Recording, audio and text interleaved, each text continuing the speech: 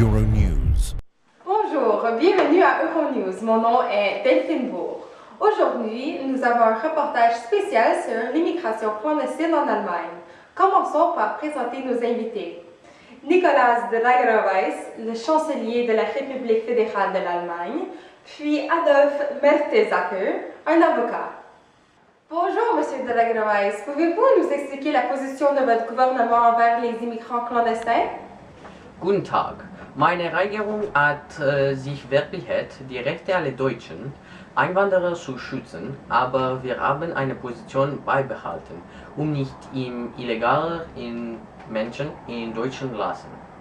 Bürger zu werden erfordert des Rechtsvorschrifts, unter anderem erlaubte Arbeiter von außerhalb der Europäischen Union ein Jahreseinkommen von mindestens 85.000 Euro haben, das sie passen. Dies hilft uns, gute Qualität arbeiten Menschen im Land. Bonjour, Monsieur Mertesacker. Quelles sont les revendications de vos clients immigrants clandestins par rapport à la politique de l'immigration de l'Allemagne? Bonjour Madame Bourg. Les immigrants clandestins se plaignent que le gouvernement allemand refuse d'entendre ce qu'ils ont à dire, ce qu'ils ont à défendre. Et selon la Charte des droits et libertés de la personne, tout être humain a le droit de défendre ses intérêts. Et c'est exactement le contraire que le gouvernement allemand est en train de faire, en refusant d'écouter toutes les diverses opinions des immigrants clandestins qui veulent rentrer au pays et travailler et venir en aide à la situation économique en Allemagne.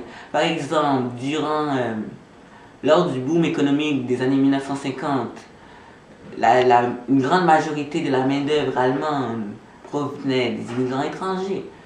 Eh bien, pourquoi pas permettre à certains immigrants clandestins qui ont certaines qualifications professionnelles de leur donner un visa temporaire ou même par la suite une résidence permanente en territoire allemand. Ils pourraient stimuler l'économie, exactement. Est-ce que votre politique d'immigration très stricte serait parce que vous avez peur de faire entrer des personnes mal intentionnées dans votre pays, comme par exemple des criminels, des personnes qui recherchent à faire certains crimes dans votre pays? C'est vous avez peur qu'il y a une hausse du taux de criminalité peut-être? Est-ce que ça serait pour cela? Est-ce que vous avez un système pour filtrer ce type de personnes, pour savoir leur ancienneté, les actions qu'ils ont fait auparavant? Das Konzept, dass wir jetzt leben nebeneinander und sind glücklich, darüber funktioniert nicht. Wir fühlen uns an der christlichen Begriffe der Menschheit ist das, was uns definiert. Wer nicht Einwanderstand ist, das sind hier fehl am Platz.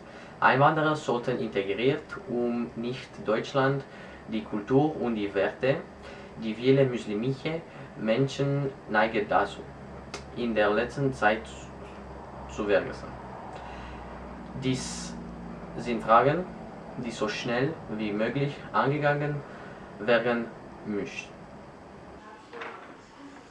Bon, par rapport au cas de ma cliente,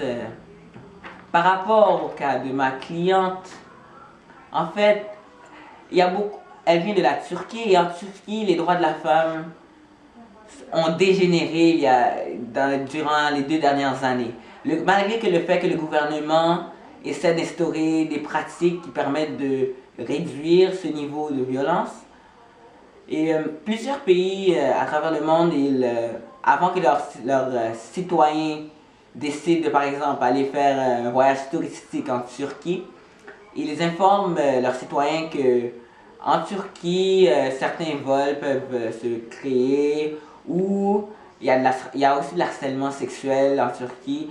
Et même, par exemple, en Turquie, il est mal vu pour une femme enceinte de se dévoiler en public, ce qui est très immoral selon moi. Ne pensez-vous pas cela, mais bon.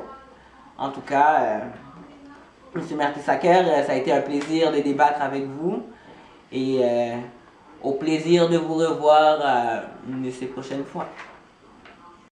Herr Mertesacker, tut mir sehr leid, den Fall Ihrer Kundin zu hören, aber sie ist nicht der Einzige, denn wir würden sehr über den Fall von illegalen Einwanderern und wir müssen wachsam die Welt wissen lassen, dass Deutschland so stark ist ein Land und eine Nation wie und je.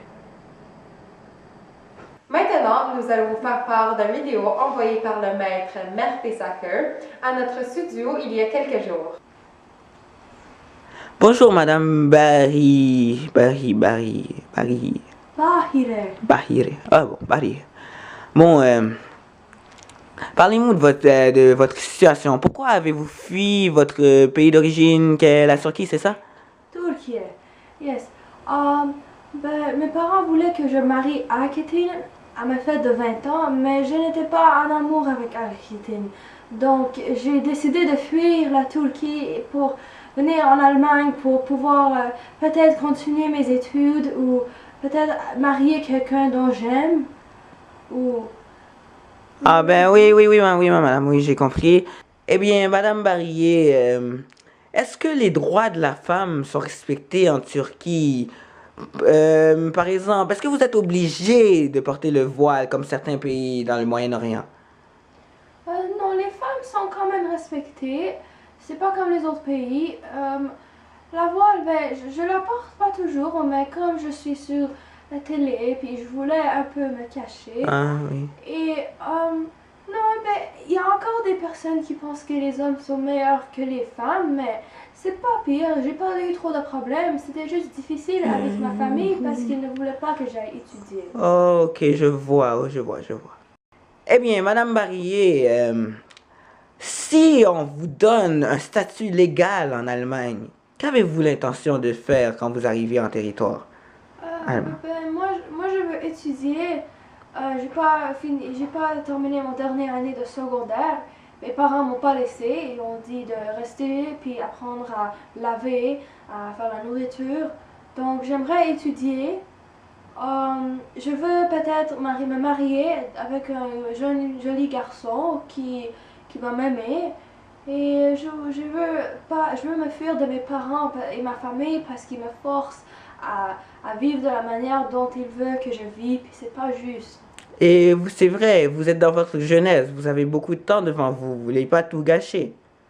Ouais, ben j'ai 20 ans, mais en Turquie, avec ma famille, 20 ans, c'est comme, je devrais déjà avoir des enfants. Ah, mais je vois. Merci, madame.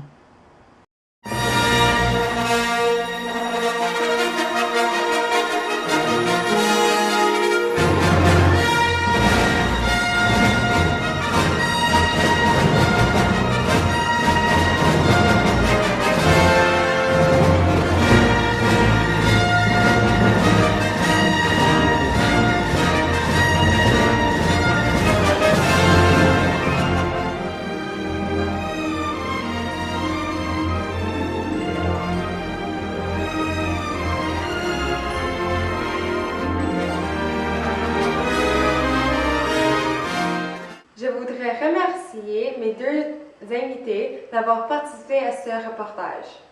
Comme vous pouvez le constater, les traversées d'immigrants clandestins sont très dangereuses. Par exemple, un autre cas en Italie. Deux Italiens ont essayé de sauver plusieurs immigrants clandestins dans leur pays. incluant une femme enceinte qui devait être hospitalisée. De plus, 13 morts ont été trouvés dans ce passage. Ceci conclut notre émission de ce soir. Merci. À demain! Mr. Bombastic. We want some bombastic, romantic, fantastic lover.